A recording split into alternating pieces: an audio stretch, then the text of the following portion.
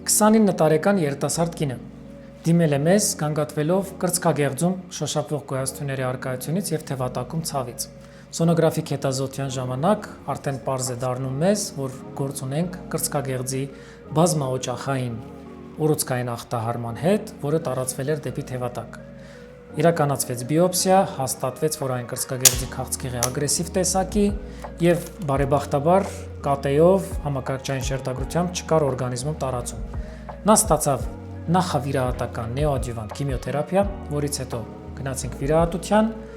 Վիրահատության ժամանակ որոշվեց իրականացնել գեղձի ամբողջական հեռացում մաշկի պահպանումով եւ տեղադրվեցին իմպլանտները։ Եվ հաստատվեց, որ այո, բուժումը եղել է բավականին արդյունավետ, ուռուցքը համարյա անհետացել էր կրծքագեղձում եւ թևատակում։ Սիրելի կանայք, հիշեք, կրծքագեղձի քաղցկեղը երիտասարդ տարիքում հիմնականում լինում է ագրեսիվ եւ հակում ունի շուտ տարածվելուն, այնպես որ պետք է լինել հետեւողական եւ դիմել կրծքագեղձի սկրինինգի։